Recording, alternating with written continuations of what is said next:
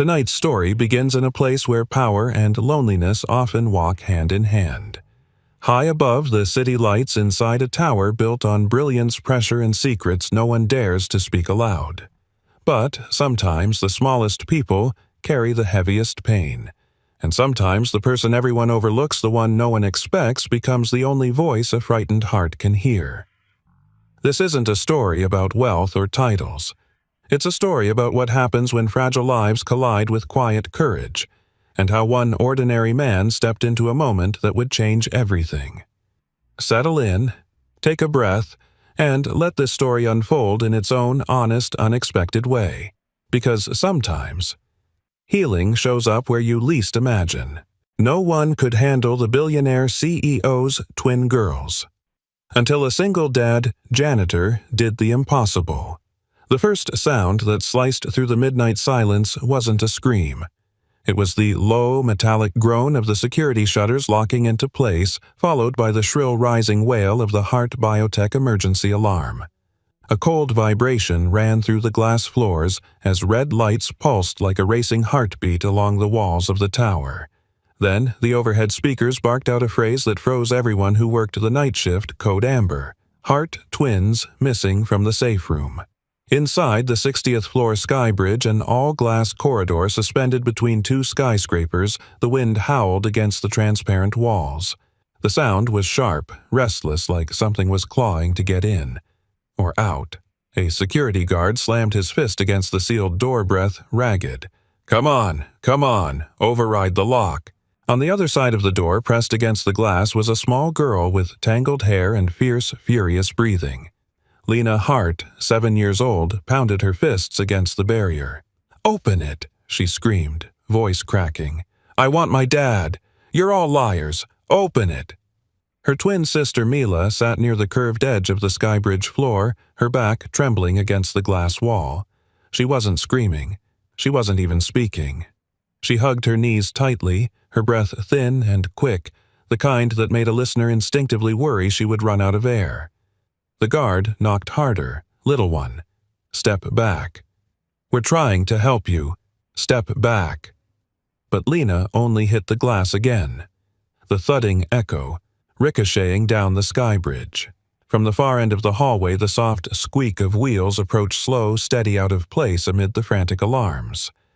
Lucas Hale pushed his janitor's cart around the corner, his steps cautious. He wore navy coveralls, a simple badge clipped to his chest, and the kind of weary focus carried by men who spent their lives cleaning messes they didn't make. Before he even reached the commotion, an arm shot out, blocking him. "Sir, step back," the guard barked. "This area is restricted." Lucas paused, instinctively gripping the handle of his cart. Restricted. Emergency. Hart twins. Not his business, not his problem, not his place.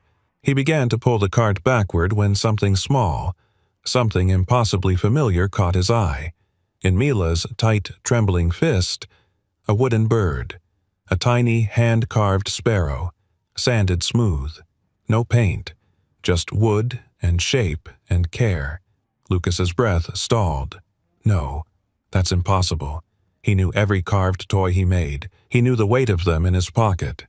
He knew the one he had lost yesterday in the hallway, the one he'd carved for Noah, his son, after a rough night of wheezing and fear. What were the odds? A CEO's silent daughter. Holding it like it was the last real thing in her world, Lucas's heartbeat began to sync with the alarm, fast, uneven, too loud in his ears. The twins didn't know him. He wasn't allowed anywhere near them. He was a janitor, invisible by design. But Mila wasn't invisible. Her small fingers dug into the wooden bird as if it were an anchor, keeping her from slipping into some dark place no adult could follow her. Lucas swallowed, hard. If that were Noah beyond that glass, if Noah were the frightened one trapped unheard, who would I want walking toward him? Not a guard yelling commands, not a therapist with a clipboard, not a stranger with authority. He would want someone who knelt low, stayed quiet, and listened. Lucas exhaled. And the decision settled in his chest like gravity. Before the guard could stop him, Lucas gently pushed his cart forward, parking it sideways like a makeshift shield. He stepped past it, palms visible posture, calm, slow, deliberate, like he was approaching a skittish animal that might bolt if startled. "Sir, stop," the guard hissed. But Lucas was already kneeling beside the glass, lowering himself until his eyes aligned perfectly with the twins. He didn't raise his voice. He didn't lecture. He didn't ask questions no child could answer in that state. He simply opened his right hand. Empty, steady, resting it against his knee. His voice was low, warm, the kind of tone that made frightened hearts lean closer just to hear it. "You're holding a little bird," he said softly, speaking to Mila as if the world weren't spiraling around them. "A brave one, born to fly, but right now, it's stuck, not because you're wrong, but because it's scared." Mila's breathing hitched. The rasp of her nails against the wood carried through the glass like tiny scratches of panic. Lucas continued, gentle and slow. "If you want to set it down," he murmured, "you can. Just place it right there. No one will take it from you. No one will ask you to speak. You get to decide." Lena stopped pounding the door. Her chest heaved. She looked at Lucas like she couldn't decide whether he was a threat or a miracle or something dangerously in between. The guard whispered behind him, "What is he doing?" Lucas ignored him. He waited. The alarm blared. The red lights pulsed. The wind outside pushed against the glass with a low moan. But inside that moment, everything narrowed to a single sound, Mila's trembling breath. Lucas didn't blink, didn't flinch, didn't move. His voice barely left his throat. "It's okay," he said. "You're safe on your side. I'm safe on mine. The bird can rest in the middle." For a long, suspended moment, nothing happened. Then a single creak, a small shift of fingers, the faintest tap of wood against the crystal floor. The wooden bird rolled half an inch, free of her grip. The guard inhaled sharply. Lena froze mid-breath. Lucas didn't move a muscle. The building seemed to hold its breath with him. And then Mila's small pale hand began to unclench. Long before the alarms, long before the wooden bird rolled across the glass floor, there was laughter. Bright, unrestrained laughter echoing through the top floor of Heart Biotech. It began with the soft shuffle of small feet on carpet, the crinkle of paper as crayons scraped across a clear glass board, and a light humming melody coming from a tablet speaker on Evelyn Hart's desk. It was an ordinary afternoon in a corner office high above Manhattan, but the sounds made it feel like a home rather than a corporate throne. Evelyn Hart, 41, brilliant, composed, the kind of woman whose voice normally commanded entire boardrooms, was down on one knee, helping her daughters stick glitter stars onto a project they insisted would save the world. Lena jabbed a star toward her mother's cheek. "Mommy, you need one right here. Directors look better with sparkles." Evelyn laughed, a soft rise of breath rarely heard outside this room. "Directors, huh? Is that what I am now?" Mila nodded shyly at her sister's boldness, then looked down, scribbling her name at the bottom of the glass board backward because she liked how it looked. Just then, the office door slid open with a gentle hiss, followed by the smooth, familiar footsteps of Daniel Hart. Daniel, warm-voiced, sharp-minded. The quiet anchor to Evelyn's storms leaned against the doorway and scanned the office with a teasing smile. "Well," he said, "looks like my ladies turned the war room into an art studio again." Lena darted toward him, giggling as he scooped her up with one arm. Mila followed slower, but Daniel bent low, offering the other arm just for her. Evelyn stood to watch a rare moment where the world felt reordered, softened. Daniel kissed her on the temple. "You know you can cure diseases, save millions of lives." He glanced at the glitter-splattered desk. "But here, you only have one job." "And what's that?" she asked, half amused, half tired. "To be Mom." The way he said it, simple grounding, made something unclench in her chest.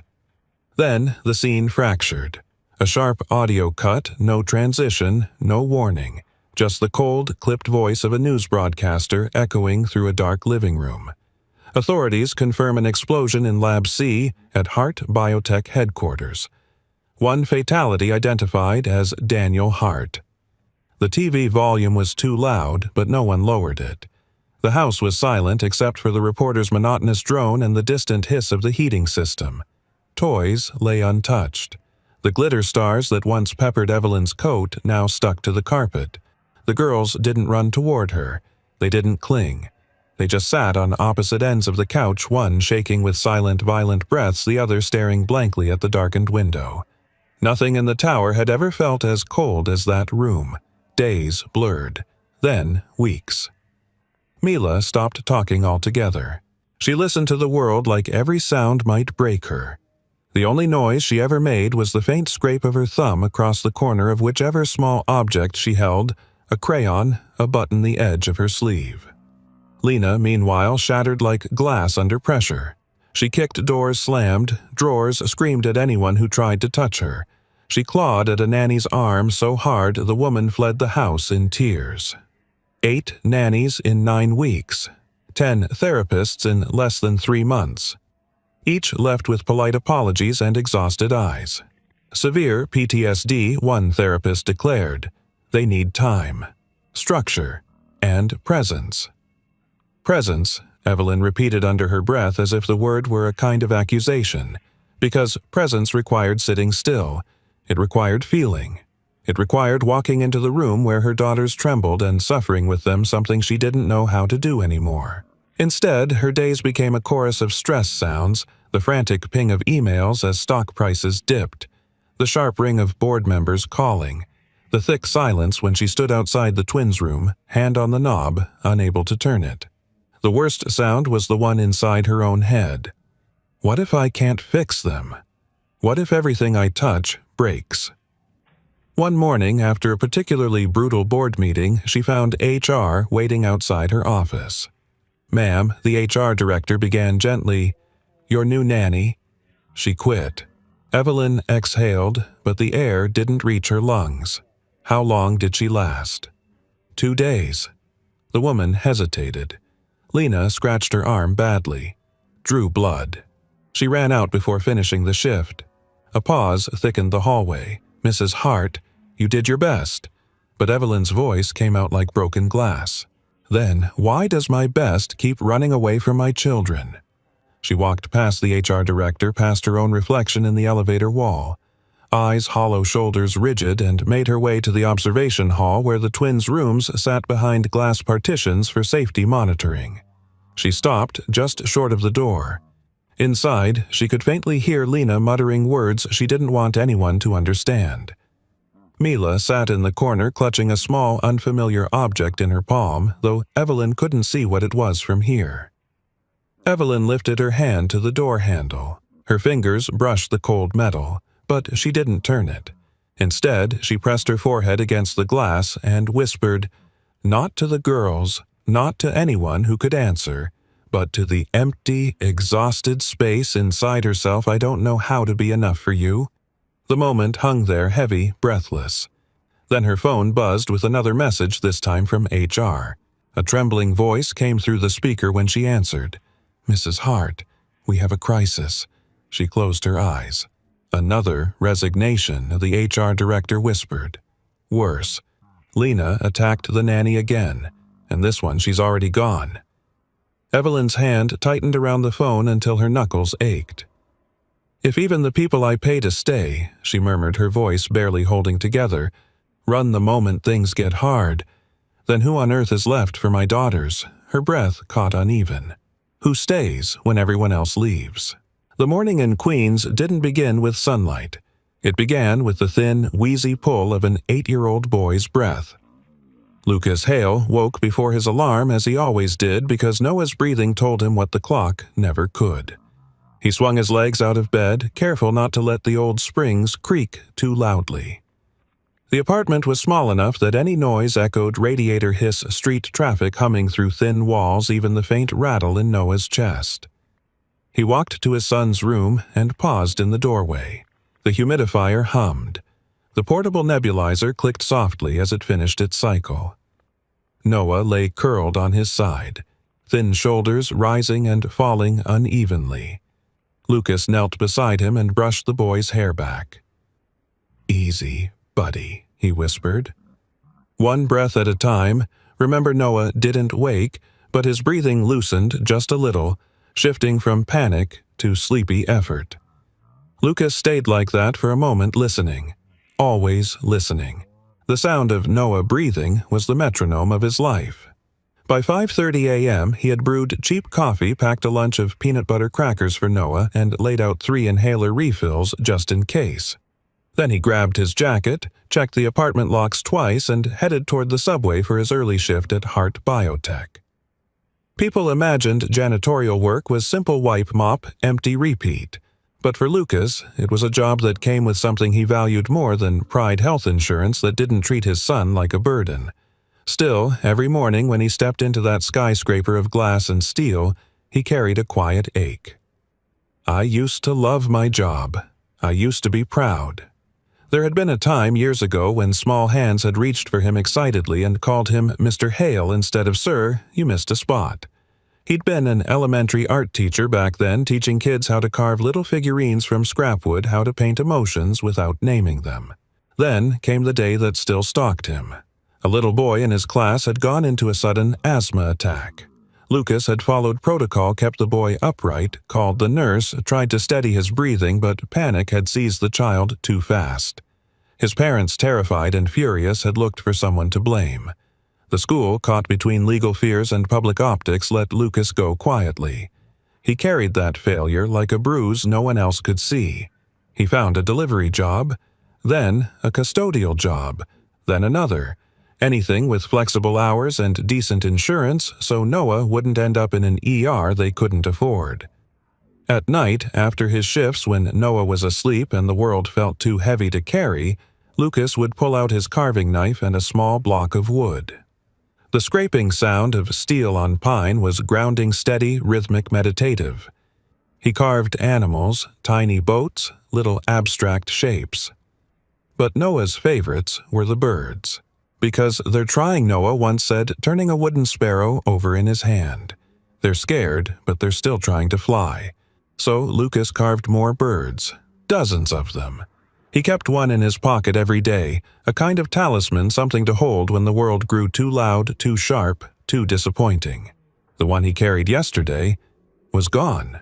He didn't even notice he'd lost it until he returned home that night, and Noah sleepily asked Dad, "Where's the new bird?" The one with the small wings. Lucas had searched the apartment, the truck, his pockets. Nothing. "I must have dropped it," he admitted. Noah nodded with the solemnity only sick children seem to possess. "It'll find who needs it." This morning, while mopping the 62nd floor corridor, Lucas found himself thinking about that sentence again. It'll find who needs it. He didn't know that a silent girl 3 floors below had already curled her fingers around it like a lifeline. His first week at Hart Biotech had ended with a very clear warning from his supervisor, a man with too much gel in his hair and too many rules memorized. "Stay out of the way," the supervisor had said. "Don't talk to executives. Don't talk to their families.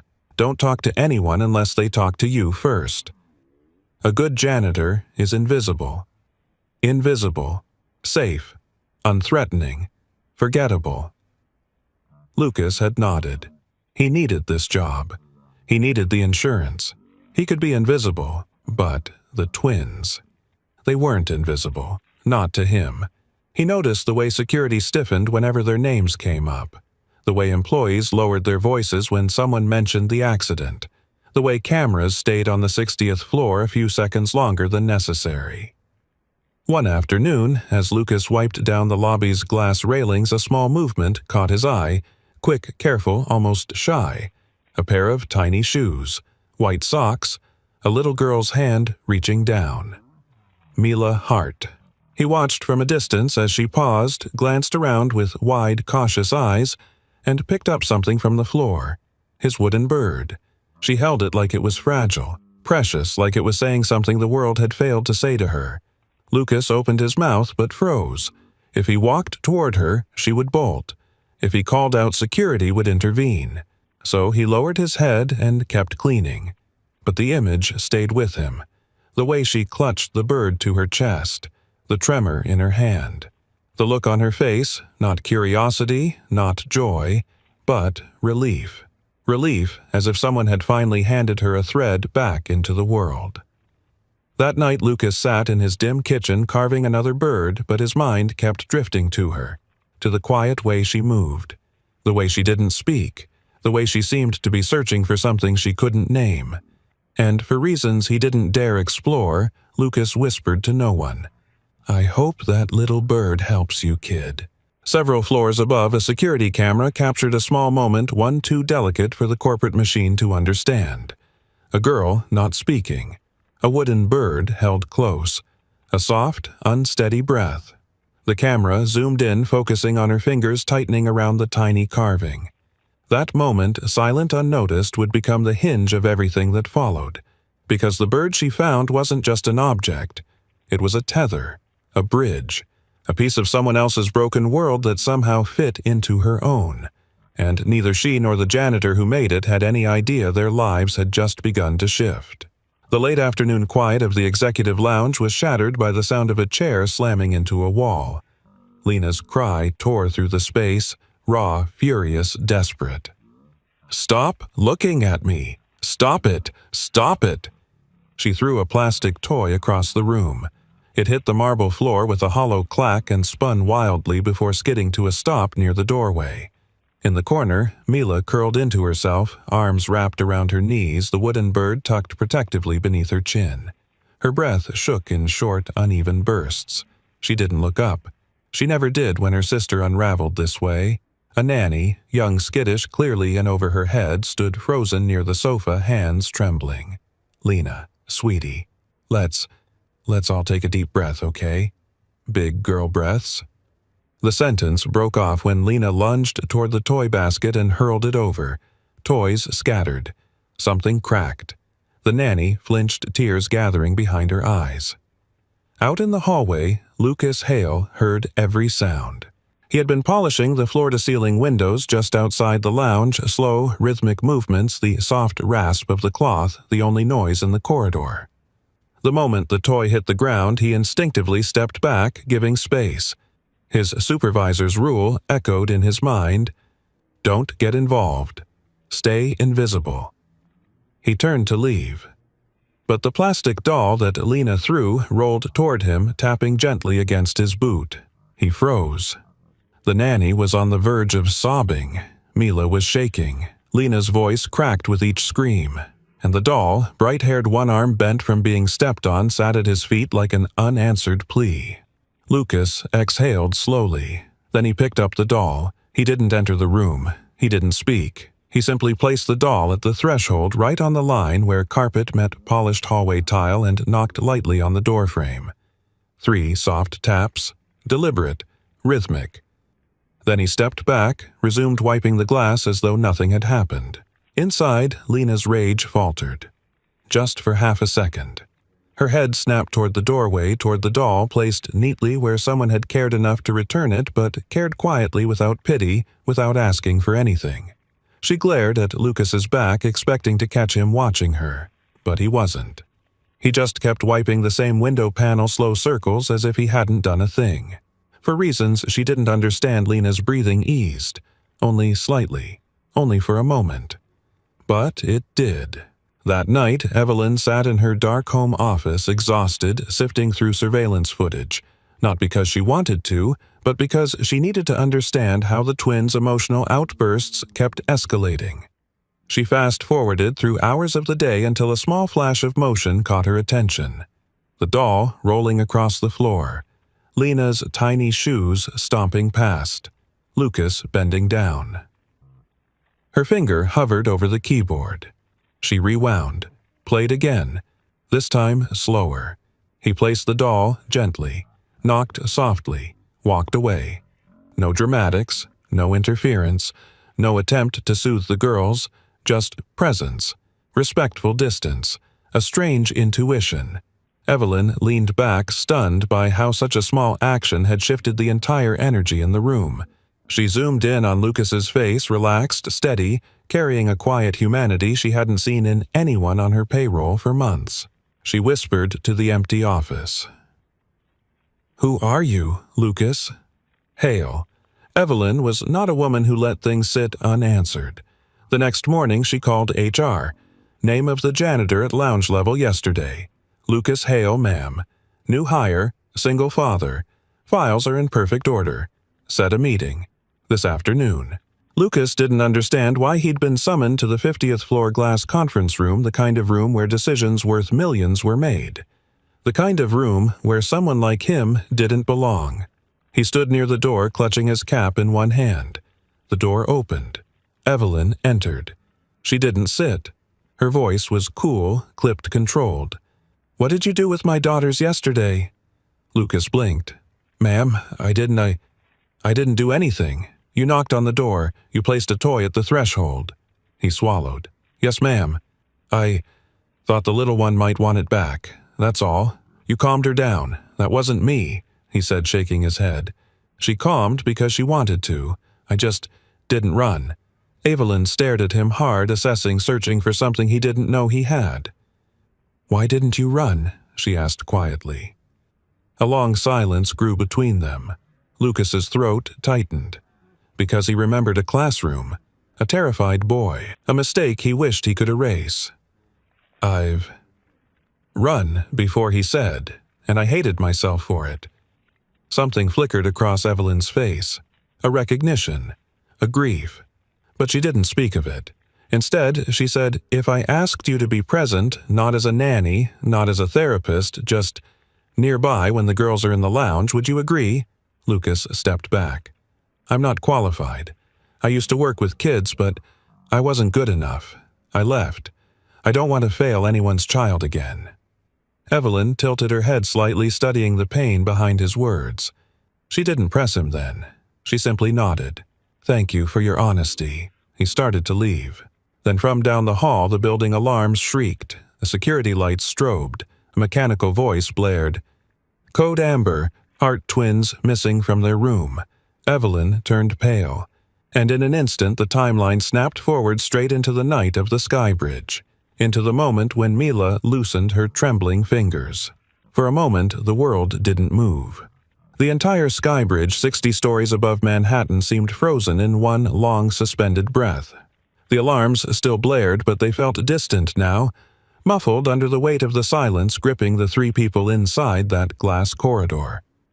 Mila Hart's fingers had just released the wooden bird. It lay on the transparent floor between her and Lucas, a tiny shape, trembling with the vibrations of the wind outside. The soft tap it made against the glass echoed strangely like a pebble dropped in a vast canyon. Lucas didn't reach for it. He didn't lean in. He stayed perfectly still, knees pressed to the cold tile palms open at his sides, breath controlled and steady. Behind him, the security guard whispered, "Holy," she listened to him. But Lucas didn't hear the guard.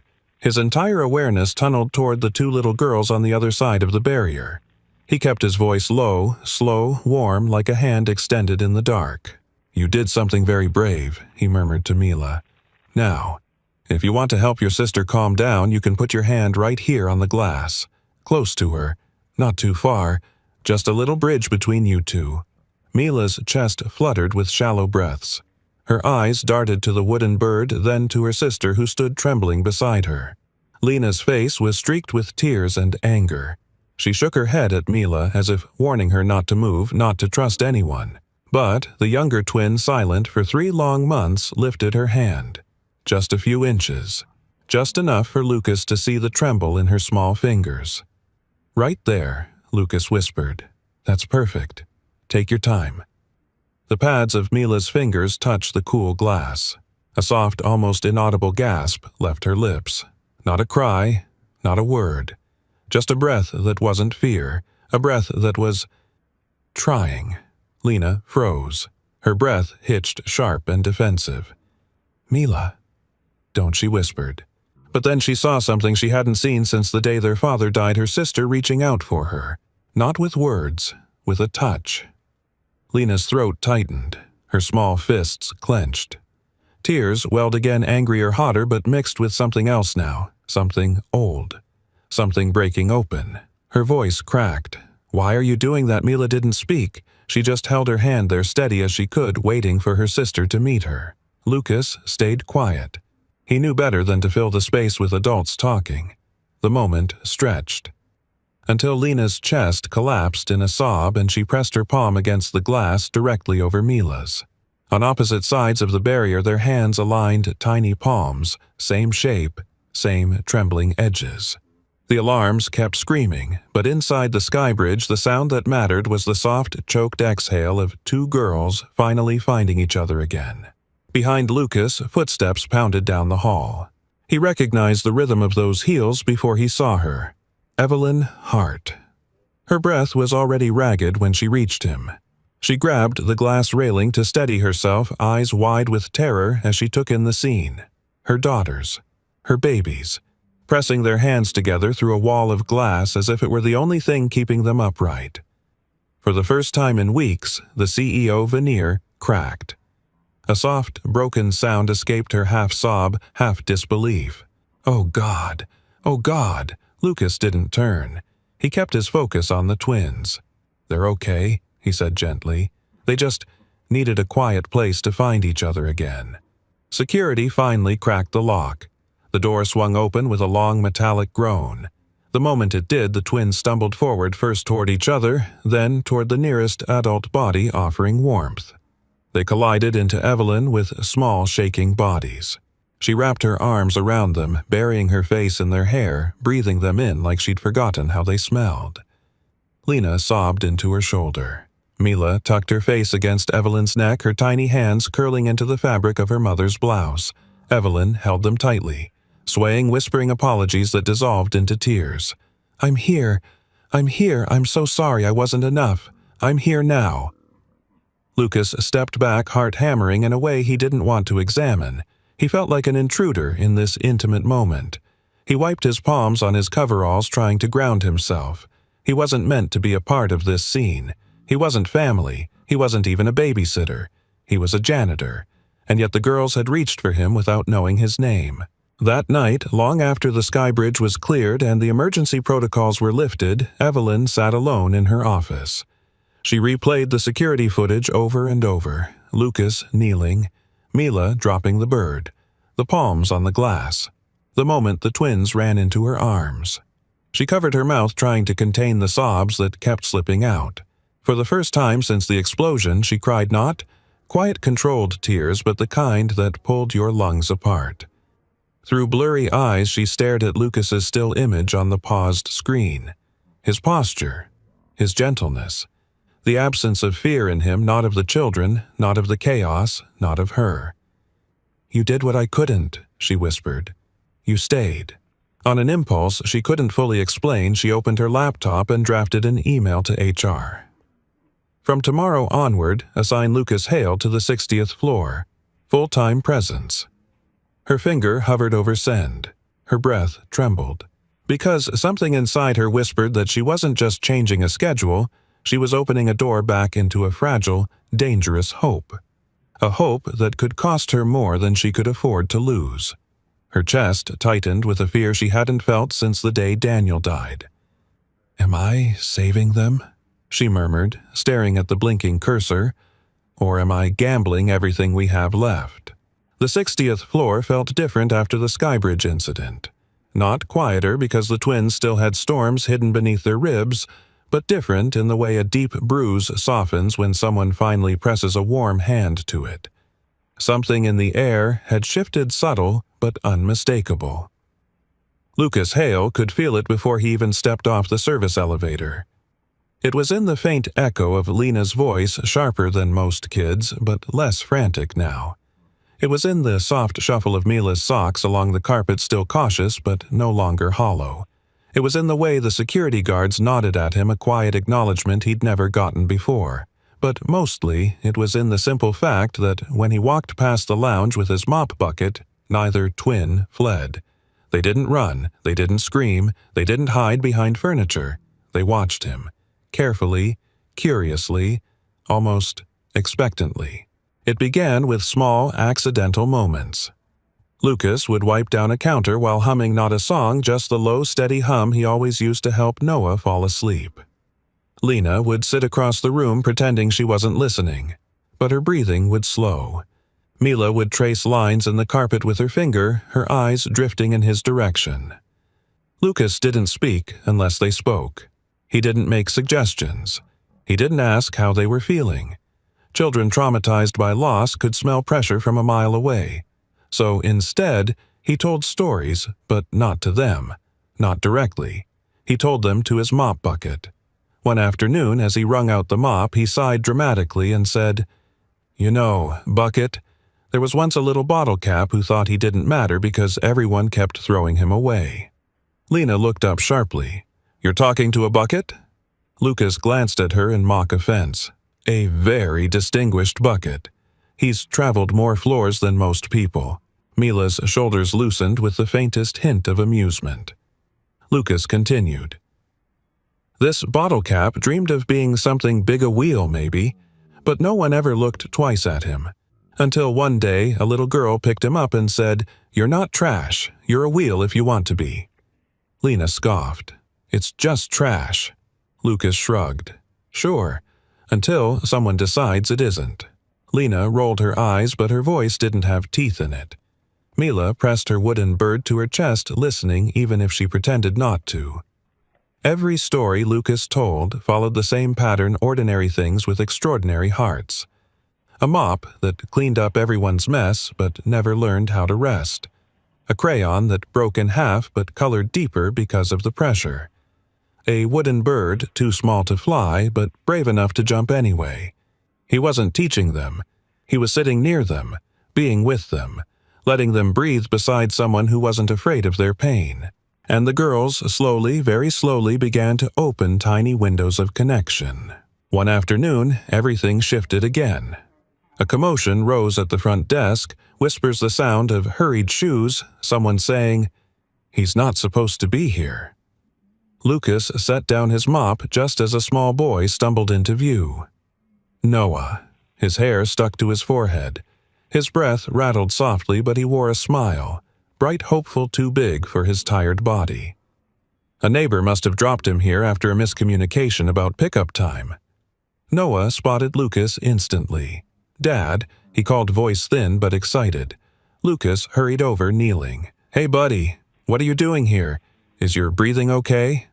Noah nodded. "A little tight, but I'm okay. I brought something to show you." He pulled a tiny wooden boat from his pocket. Across the lounge, Lena frowned and whispered, "Who is that?" Mila's eyes widened, studying Noah the way she studied fragile things, intensely, cautiously. Noah turned and noticed the twins. His smile didn't falter. He simply walked closer, holding out his wooden boat with the gentle pride only resilient children possess. "My dad made this," he said softly. "Do you want to see?" Lena scowled. "Why would I care about a dumb boat?" Noah nodded, like he understood a secret only sick kids know. Sometimes, small stuff helps when big stuff is too loud. Mila stood taking a hesitant half-step toward him. She didn't touch the boat, but she leaned close enough to see the tiny, carved windows on its side. Lucas watched carefully. His hands hovered near Noah in case the boy's chest tightened again. His eyes flicked to the twins, ready to intervene, but not to lead. And from the far side of the room, unseen at first, Evelyn appeared. She stood very still, watching a scene unfold that felt more healing than anything the therapist's medications or corporate child specialists had ever managed. Her daughters, broken open by trauma, were leaning toward a boy who carried his own kind of fragility with quiet courage. And Lucas. Lucas stayed in the background, letting the children dictate the moment. Not forcing, not guiding, not claiming credit. Just being present. Something in Evelyn's chest softened. Something else tightened. This man, this janitor, was reaching her daughters in ways the world insisted only experts could, but not everyone welcomed that idea. That evening, a closed-door meeting took place in a polished conference room on the executive floor. Dr. Adrian Rhodes, the board-appointed child psychologist, scrolled through security footage with a thin smile.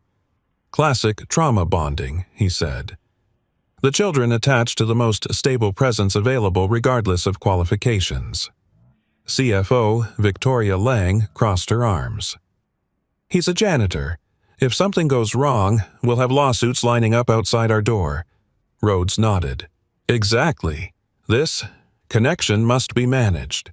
He spoke the next words with a cold calm that made Evelyn's stomach twist. I recommend removing him from their environment immediately. But Evelyn, sitting at the far end of the table, responded with steel in her voice. The only thing that has helped my daughters in 3 months, she said, is the presence of a man none of you even bothered to learn the name of. A tense silence followed. Victoria broke it. Public perception is delicate right now. If the press discovers a janitor is acting as a caregiver, Evelyn's jaw clenched. He's not a caregiver. He's someone who didn't run. But the battle lines had been drawn. And, far from the conference room on a different floor, an employee with too much curiosity and too little discretion lifted her phone and recorded a 15-second video of Lucas sitting cross-legged on the lounge floor, telling a soft story while the twins watched. She uploaded it with a careless caption, "You won't believe who's actually helping the Hart twins." It got 5 views, then 10, then 100. Most videos die quietly, but it only takes one algorithm and one night of interest before the whole world starts watching. The boardroom at Hart Biotech was built for intimidation. It was a long, echoing space with glass walls that reflected every anxious breath, every shuffle of paper, every uncomfortable shift in the leather chairs. It was a room designed to make people feel small, except for the handful accustomed to sitting at the polished table's center. On this particular morning, that table felt colder than usual. Screens along the wall displayed headlines, small local blogs at first, then mid-tier outlets, then the kind of news sites that thrived on sensationalism. Is Hart Biotech's CEO losing control? Traumatized Hart twins. Seen with a janitor. Security breach or negligence inside the chaos at Hart Biotech. The board members murmured among themselves. Even their whispers carried weight. Evelyn Hart entered without ceremony, her heels clicking sharply, her face a mask of steady determination. But beneath her calm surface, her pulse ticked fast and uneven like a metronome slightly out of tune. She took her seat at the head of the table. Let's begin. Dr. Adrian Rhodes cleared his throat. His voice, as always, had that polished academic tone, smooth, sterile, a little too pleased with itself. Our primary issue, he said, tapping the screen with his pen, is that your daughters appear to be forming a dependency on an untrained, uncredentialed staff member. A janitor. This poses significant risk. Evelyn's jaw tightened. He is not untrained in being human. Rhodes gave a thin, condescending smile. I respect your maternal instinct. But psychology isn't guesswork, Mrs. Hart. Trauma recovery requires structure expertise and controlled environments. CFO Victoria Lang crossed her legs and leaned forward, her voice crisp. We're already facing market volatility. Investors are skittish. Public confidence matters. Headlines like these, she gestured toward the screens, are dangerous. Dangerous? Evelyn repeated, her tone icy. What's dangerous is ignoring what actually works. One board member murmured, We're not ignoring anything. We're managing risk. No, Evelyn said quietly. You're managing optics. There's a difference. The room went very still. Rhodes interlaced his fingers, leaning back. Let me be clear. A man with no psychological training should not be providing emotional support to traumatized children. If anything happens, anything at all, he becomes a liability. Evelyn inhaled slowly, grounding herself in the sound of her own breath, just as Lucas had taught the twins to do without ever instructing them. He did not provide support, she said. He simply stayed where everyone else left. Victoria frowned. You hired therapists for that very reason. But therapists don't kneel on cold floors and wait quietly when a child screams. Evelyn replied. Therapists don't sit nearby for an hour without forcing conversation. They don't know how to disappear at the right moment. Do you know who does? Neither Rhodes nor Victoria responded. Evelyn pressed on. Someone who has lived through real pain, who understands silence, who understands fear, who knows that the only thing more terrifying than losing someone is losing the chance to be seen. A ripple of discomfort passed through the room. Rhodes tapped the table. Even so, emotional reliance on a janitor isn't sustainable. Her eyes flashed. My daughters do not rely on him. They simply don't run from him. Victoria leaned forward. And can you guarantee that continues? That nothing inappropriate happens, that he never makes a mistake? Evelyn clenched her fists under the table. Anyone can make a mistake. Credentials don't prevent humanity. But they protect the company, Victoria snapped. Evelyn stared at her, really stared until the CFO looked away. This was an argument Evelyn had fought 100 times in her mind. She understood the politics. She understood the financial exposure. But she also understood something everyone else in the room had forgotten. Not everything valuable fit inside a resume. Far from the boardroom's tension, Lucas sat on the lounge floor with the twins. He didn't speak at first. He waited for them to settle into their separate corners, their unofficial ritual. Lena sprawled on her stomach, mood simmering somewhere between bored and irritated. Mila knelt quietly, twisting the wooden bird in her hands, her breaths soft but steady. Lucas picked up a wooden ship model slightly dented from use and began his story in that low, rhythmic tone the twins had come to recognize. There once was a tiny boat, he said, letting the plastic hull tap lightly against the floor.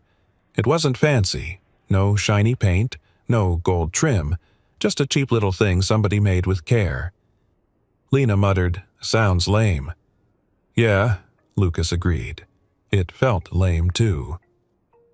Whenever it saw the big fancy ships, it thought, "I don't belong here." Mila's eyes drifted from the bird to the boat. Lucas sighed softly. So the little boat decided it should leave. It thought nobody would miss it. He paused. Lena finally asked, "Did anyone miss it?" Lucas shrugged.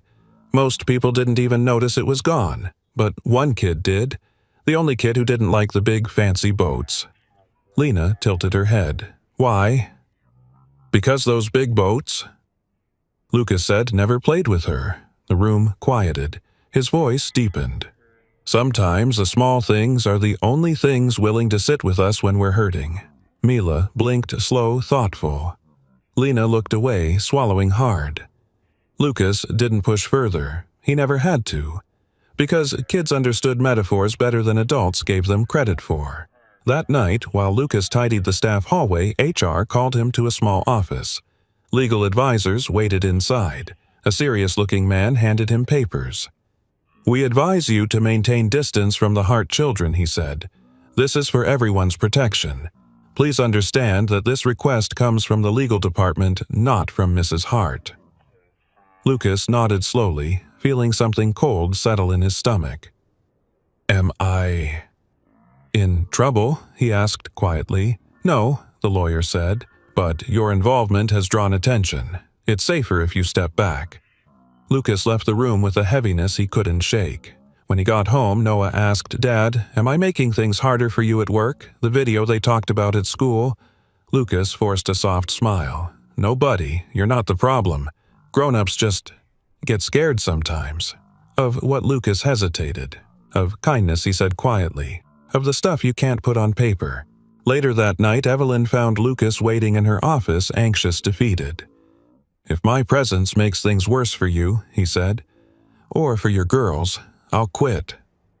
Evelyn stepped closer. Her voice was steady, but her eyes carried weeks of exhaustion and gratitude. "You are not the problem, Lucas." He opened his mouth to argue. She shook her head. "You are the only thing in this entire mess," she whispered, "that isn't broken." Before either of them could say another word, a camera flashed outside the doorway. Someone had taken a photo of them standing far too close, and tomorrow the headlines would be worse. Rain tapped against the tall windows of the children's play area, a slow, muted rhythm like the city was holding its breath. The twins were stacking blocks, both unusually calm in the golden afternoon light. Calm enough that even the security team relaxed their shoulders.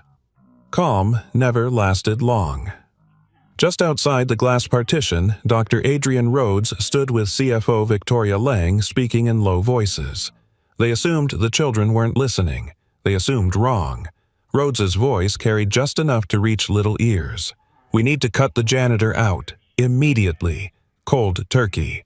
Victoria didn't hesitate. "Agreed.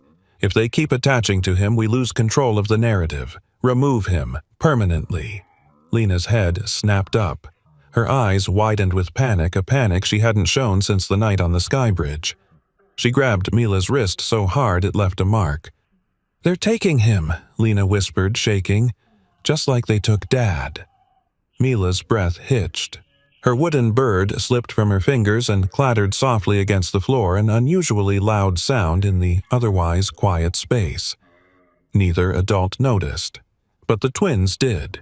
And for them, the world tilted. Hours later, dusk darkened the sky outside Hart Biotech.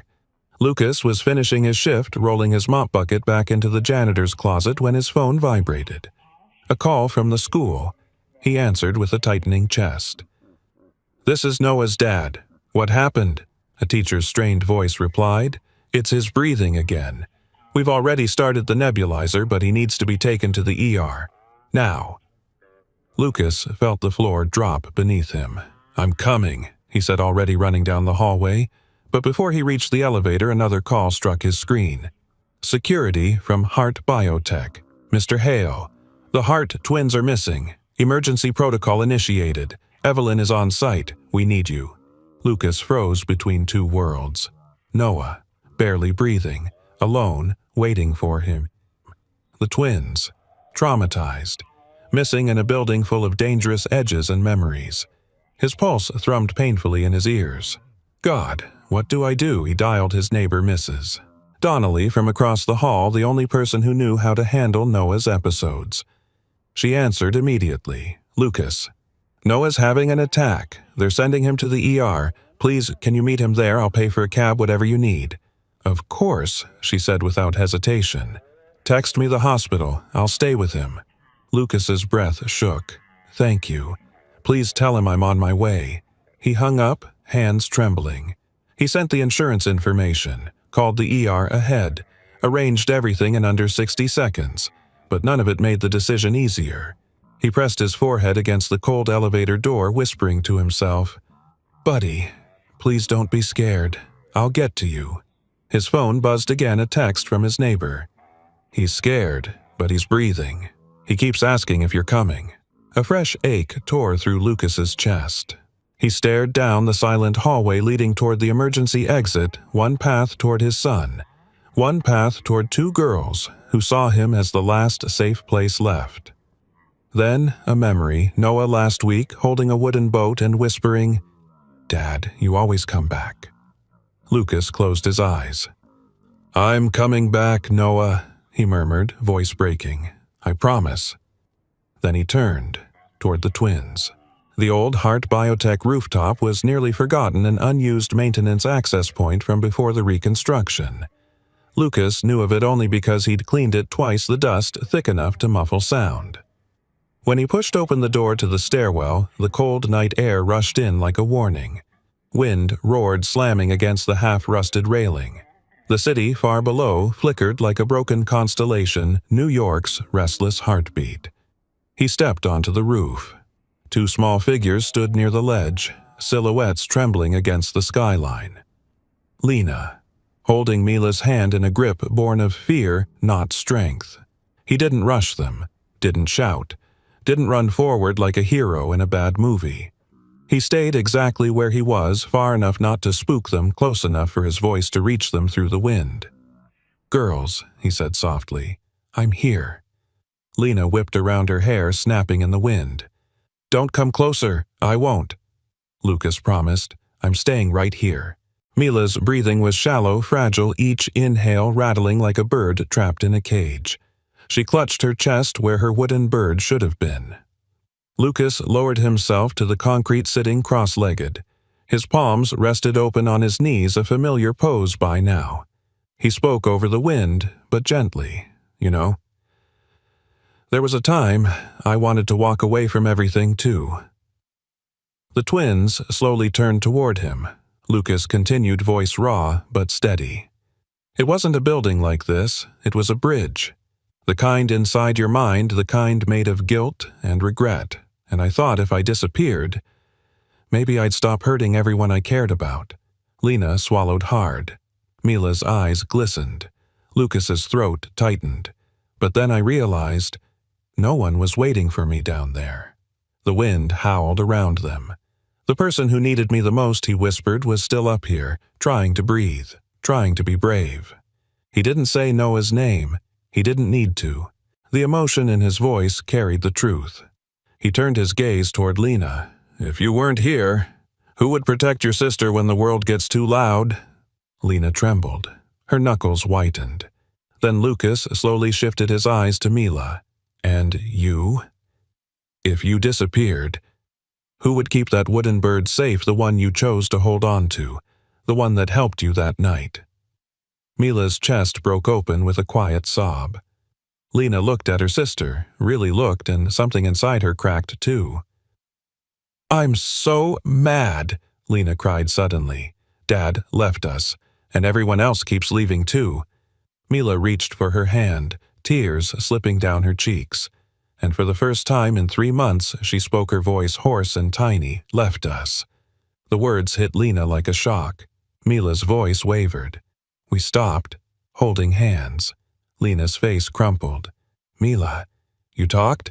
You talked. The twins collided into each other, hugging so tightly it hurt to look at them. Lucas kept his distance, but tears blurred his vision. He extended his hands not to grab them, but to offer a direction back. When you're ready, he murmured, take 1 step away from the edge. And I'll be right here waiting. 2 small sets of footsteps scraped against the concrete, hesitant, shaky, then stronger. They ran to him. They crashed into his arms, sobbing, clinging with desperate relief. At that exact moment, the rooftop door burst open. Evelyn, 2 guards, and 2 officers sprinted toward them.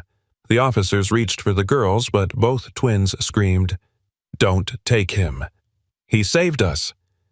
Evelyn fell to her knees beside them, gathering her daughters and Lucas into the same fragile, trembling embrace. I'm sorry, she cried, voice breaking. I'm so sorry. Lucas held them, all speechless.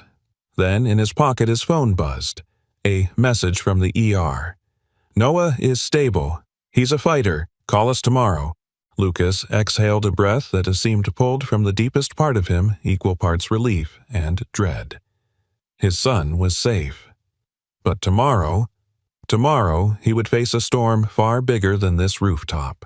The rooftop door slammed shut behind the rushing officers, but it might as well have been miles away. Up here, the world had shrunk to the sound of trembling breaths, the slap of wind against metal railings, and the fragile heartbeat of 2 little girls who had nearly stepped off the edge of their world. Lena and Mila clung to Lucas' arms wrapped tight around his waist, their bodies shaking with the kind of fear that leaves a mark on the soul. Evelyn dropped to her knees beside them, her breath sharp, uneven. She touched both girls' hair, their backs, their shoulders, as if needing proof they were real. I'm here. I'm right here, she whispered, voice quivering. For a long moment, no one moved. Then the officers approached cautiously, unsure if they should intervene. Lena sensed them first. Her grip tightened and she cried out, Don't take him! He saved us! Her voice cracked with desperation, echoing across the rooftop. The officers froze. Evelyn looked up, eyes red, voice a fragile thread. Don't touch them, please. Lucas kept one arm around each twin, grounding them as their sobs slowly quieted to sniffles. The wind whipped around them, but somehow the space felt warmer than the rest of the night. Finally, Lucas whispered, Let's get inside, okay? It's cold out here. The twins nodded wordlessly, still clinging to him. But before anyone could move, Lucas's phone buzzed again in his pocket. He hesitated, then pulled it out. A message from the ER, Noah stable. Talk tomorrow. He asked for you. The relief was sharp and painful, like a breath held too long. Evelyn noticed. Her voice softened. "Lucas, go. Go to your son." He shook his head. "I'm not leaving them until they're safe." But the moment the words left his mouth, something shifted in Evelyn's expression. Something deep and breaking. Because what he didn't know, what he couldn't know, was that she had been waiting months to hear someone say those words to her daughters. In the hours that followed, the rooftop incident unfolded like a slow-motion nightmare. Security escorted the girls to a medical evaluation. Evelyn followed them silent except for soft murmurs of reassurance. Lucas stayed in the hallway outside, pacing, rubbing his hands together, struggling to balance his fear for Noah and the ache for the twins. When a doctor finally stepped out, Evelyn nearly lunged forward. "They're physically fine," the doctor said softly. "Emotionally fragile, but safe. You can see them." Evelyn breathed a shaky sigh, then turned to Lucas. "They keep asking where you are." Lucas swallowed hard. "Let me see them." Inside the exam room, the twins sat close on a small hospital bed, shoulders touching hands, brushing each, grounding the other. Lena looked up first. "You didn't leave." Mila nodded slowly, tears slipping down her cheeks. She hugged the wooden bird to her chest. Lucas knelt at their eye level. "I told you I'd stay until you were safe." Lena sniffed. "You promise?" He placed his hand on the rail. "With everything I have." Mila reached out and placed her tiny hand on top of his. Evelyn turned away quietly, blinking back tears. Hours later, when the girls were stable and sleeping in Evelyn's private suite at the top of the tower, Lucas finally stepped outside. The night was almost over dawn, brushing the sky with a faint gray glow. Evelyn joined him on the terrace, her arms wrapped around herself, hair tousled by the breeze. For a long moment, neither spoke. Then she whispered, "I thought I lost them." Lucas lowered his gaze. Trauma makes kids think disappearing is the only way to find what they lost. Evelyn looked at him, pain soft in her eyes. "How did you know where they went? That old rooftop hasn't been used in years." Lucas paused. "It's where people go when they feel forgotten." The words hit her with unexpected force. He continued, voice steady but low. "I know what it feels like to stand too close to an edge. Not because you want to die, but because you don't know how to live with what's left." Something unspoken passed between them, an understanding built on parallel wounds. She asked softly, "Did someone pull you back?" Lucas shook his head. "My son, just breathing, just fighting, that was enough." Evelyn exhaled a trembling breath. "I envy your clarity." He turned to her. "Clarity's just pain that finally learned how to talk." Her eyes glistened. Then his phone buzzed again. Lucas looked down at the screen, another message from Mrs. Donnelly. "Noah asked if you're coming in the morning." He closed his eyes for a moment, overwhelmed by the weight of everything he was holding together. Evelyn saw the exhaustion settle on his shoulders. "Lucas, you need to go. He needs you." Lucas nodded but didn't move. His voice cracked slightly. "And your daughters?" "They'll be okay tonight," she said gently, "because you held them through the hardest part." Her hand brushed his arm, not romantic, but grateful. Human. Real. He drew a slow breath. "Okay," he whispered. "I'll go, but I'll be here first thing tomorrow." She nodded, the smallest smile trembling at the corner of her lips. "They'll want that." He stepped toward the elevator, but just before the doors slid shut, Evelyn called out softly, "Lucas?" He turned. Her voice was almost a whisper. "Thank you for staying when it was the hardest thing to do." Lucas swallowed, then nodded once before the doors closed. He didn't see the two reporters standing outside the building, didn't see the camera flash, didn't hear the whispered words. That's him, the janitor, the one from the viral videos. Tomorrow, headlines would explode. Tomorrow, the world would decide who he was. But tonight, just for this brief, fragile moment, he was exactly what two little girls needed. And tomorrow, he would need to fight for the right to stay. Morning came far too quickly. Lucas barely slept. He'd spent the night sitting in a plastic chair beside Noah's hospital bed listening to the soft, raspy breaths of a boy who had learned to battle fear with quiet courage. The rhythmic beep of the oxygen monitor was strangely comforting, a reminder that Noah was still here, still fighting. At sunrise, Noah stirred. "Dad?" "You came," he murmured, voice thin but relieved. Lucas squeezed his hand. "Of course I did. Nothing could keep me away." But even as he said it, he felt the heaviness of truth. He had been pulled away by two other children who also needed him, who were also fighting ghosts of their own. Guilt and love twisted together in his chest. He brushed Noah's hair back. "I'm sorry I wasn't here faster." Noah blinked up at him. "It's okay. I know you help other kids too." Lucas's breath caught. He wasn't sure if that made him feel proud or broken. Before he could answer, his phone vibrated 3 messages in a row. From Evelyn. "Press conference at 10 a.m. Media storm is growing. I won't let them destroy you." Lucas stared at the words as if they weren't meant for him. He was a janitor, a man who spent his life cleaning up behind others, fading into hallways, fixing problems no one wanted to acknowledge. Now, he was apparently a news story. Noah watched him carefully. "Dad? Are you in trouble?" Lucas forced a soft laugh. "People are confused, that's all. Adults get loud when they're confused." "Are you going to stop helping those girls?" Noah asked. Lucas inhaled slowly, the question landing deep. "Only if being there hurts you." Noah shook his head weakly. "Helping people doesn't hurt me." Something inside Lucas steadied at those words. He kissed his son's forehead. "Rest. I'll be back right after this." The press conference room at Hart Biotech was thrumming with noise even before Evelyn arrived. Reporters spoke over one another, flashes, popped microphones scraped against the table as journalists pushed closer. Is the CEO stepping down? Where are the twins now? Why is a janitor involved with their care? Is there a cover-up? Security did little to calm the chaos. Then Evelyn walked in.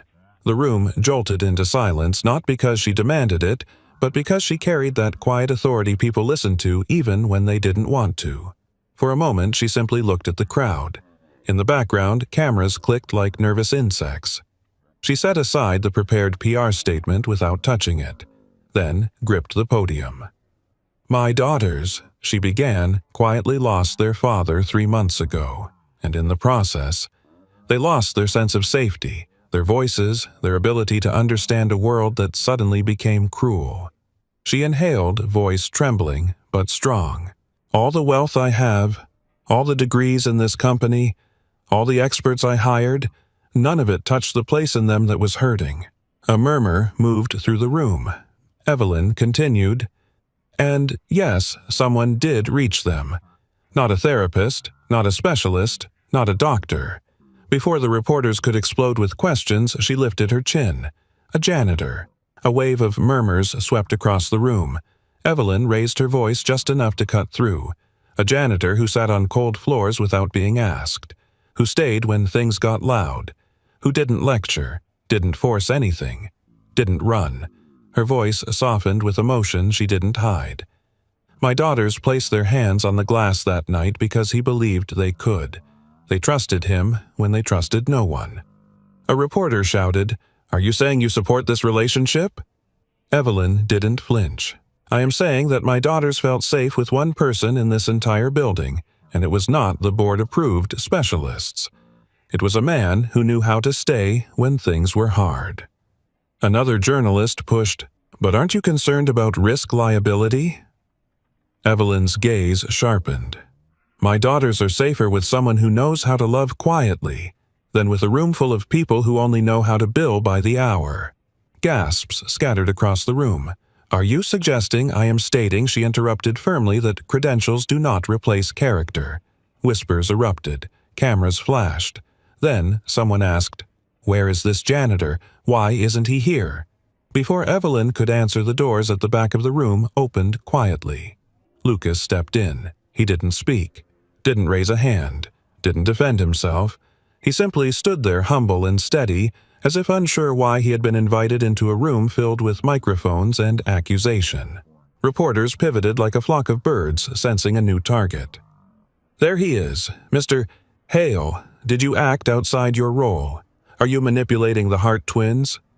Were you alone with them, without approval? Lucas froze, every spotlight turning him into something he wasn't. He opened his mouth, then shut it, chest tight. But Evelyn stepped in front of him. Enough. Reporters fell silent. She looked at Lucas, really looked, and something soft bloomed in her expression, something the room wasn't meant to understand. Then she faced the cameras again. Lucas Hale, she said, saved my daughter's lives. Twice. Without asking for praise, position, or permission. Her voice cracked. And if the world needs a villain to make sense of their recovery, it will not be him. A murmur rippled through the crowd, some moved, some skeptical, all captivated. Hours later, when the press conference ended, Lucas stood in a quiet hallway outside the Haven room, a space still empty, still waiting to be transformed. Evelyn joined him. She leaned against the wall, letting out a shaky breath. I meant every word. Lucas stared at the floor. I didn't ask for any of this. I know, she said gently. That's why you're the only one I trust in the middle of it. He didn't answer. She stepped closer. Lucas? What happened on that rooftop? Your daughters needed someone. That's all he said quickly. No. Her voice softened. It wasn't just them. He looked up. For the first time, she allowed her eyes to show all the exhaustion, grief, gratitude, and fear she'd been holding. You helped me breathe again, too. The admission hung between them, fragile and real. Lucas swallowed hard. I'm not a therapist. I'm not a savior. I'm just a man who stays, she whispered. That's more than enough. He looked around the empty Haven room. What if I screw this up? What if I hurt someone again? Evelyn shook her head. You haven't hurt anyone, Lucas. You're the only part of this story that hasn't gone wrong. His shoulders loosened for the first time in days. She walked toward the center of the room. I want to build something here, a space where children can rest, not be treated, not be tested, just be held by the presence of someone who understands pain. He joined her, imagining it, the voices, the laughter, the soft sounds of healing. Her voice dropped. Will you help me build it? He hesitated, then whispered, only on one condition. She turned. No child should think I'm replacing their parent, he said. I'm not here to heal them. I'm here to sit with them while they heal. Evelyn smiled, small, genuine, full of something hopeful. That, she said, is exactly what I want. The first thing anyone noticed when they entered Hart and Hale Haven wasn't the furniture or the lighting or even the toys. It was the sound. Not loud, not chaotic, just soft, gentle laughter, the scrape of crayons against thick paper, the muffled patter of small feet on carpet. A sound like healing humming quietly beneath the surface. 1 year had passed. The once empty ground floor wing of Hart Biotech had transformed into a sanctuary. Golden light washed across shelves lined with wooden toys, each carved by Lucas's steady hands. The air smelled faintly of warm cedar and something sweet like hope taking shape. A large sign hung on the wall. Sometimes the bravest thing we do is stay.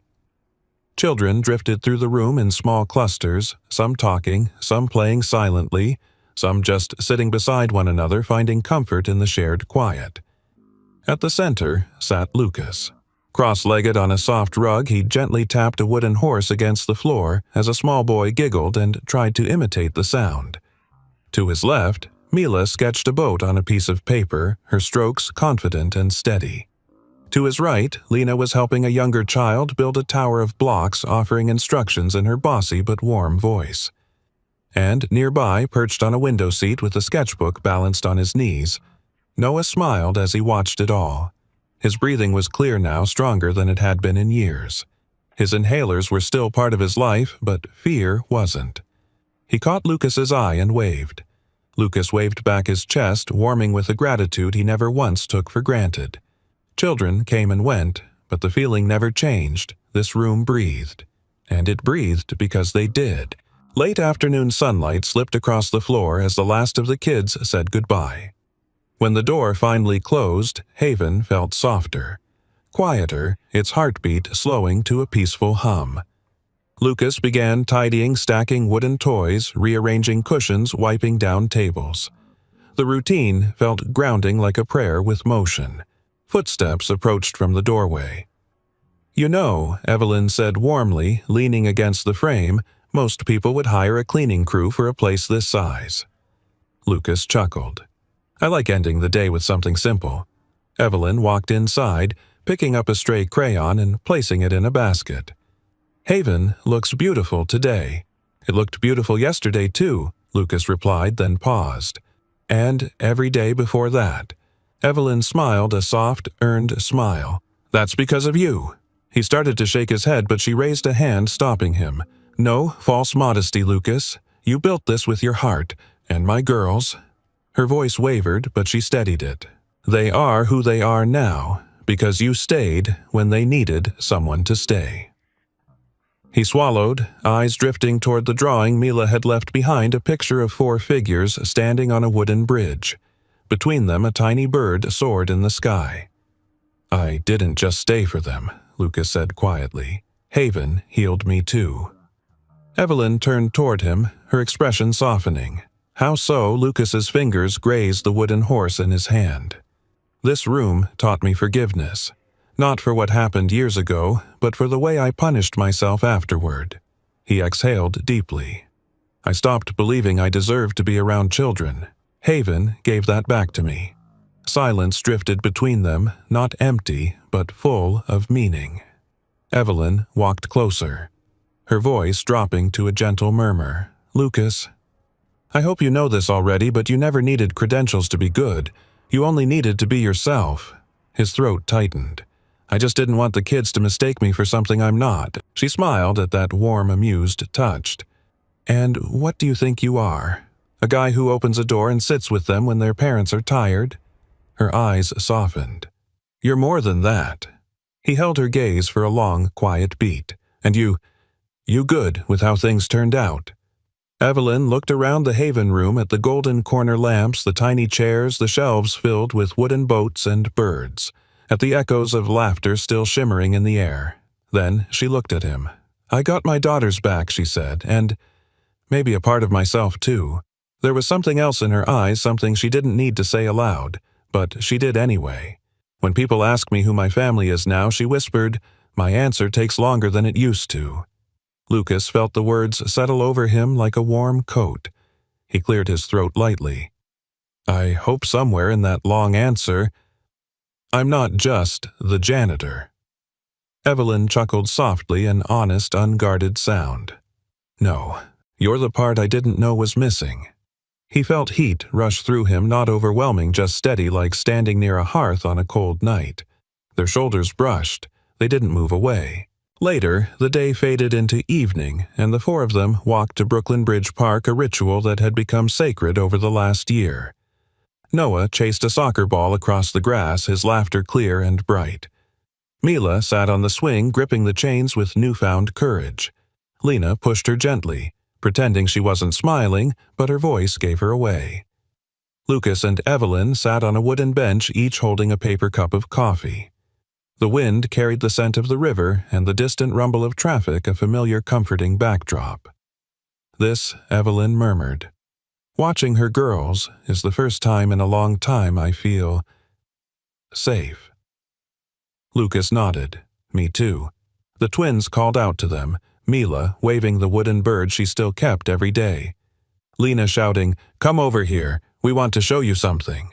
Evelyn stood and offered Lucas her hand, not dramatically, not in some cinematic gesture, but with the quiet certainty of someone choosing partnership after a long road of grief. "We should go to them," she said gently. Lucas took her hand. It felt right. It felt steady. It felt like home.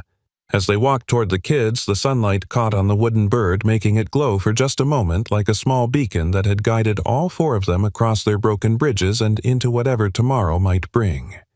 And the narrator's voice, soft, warm, meant to reach directly into the listener's chest, spoke the final truth. Whether you're listening from a quiet room, a hospital bed, or an old car parked somewhere lonely, remember this. Sometimes the greatest miracles come from people who simply refuse to walk away, and somewhere inside you, just like Lucas, like Evelyn, like the twins, there's a bridge waiting to be rebuilt, Not alone, but with someone who chooses to stay. Before we say goodbye, I want to leave you with this. Every single one of us carries a story, some gentle, some heavy, some we've never dared to speak aloud. And sometimes healing doesn't come from grand gestures or perfect people. It comes from the quiet moments, from the ones who choose to stay when life gets hard, from the hands that reach for us when we've forgotten how to reach back. If this story touched you in any way, I'd love to hear from you. Have you ever witnessed a moment of unexpected kindness? Have you lived through a chapter where someone stayed by your side when the world felt too heavy, or maybe you were the one who stayed for someone else? Please share your story in the comments below. You never know, your experience might be exactly what another listener needs tonight. And before you go, let me know, where are you watching from? I love seeing our listeners joining from all across the country and all around the world. If you'd like to hear more stories about hope, second chances, and the quiet heroism hidden in everyday people, don't forget to subscribe to the channel. Your support helps these stories reach more hearts in need of a little light. Thank you truly for spending your time with this video. Thank you for listening, for feeling, for staying until the end.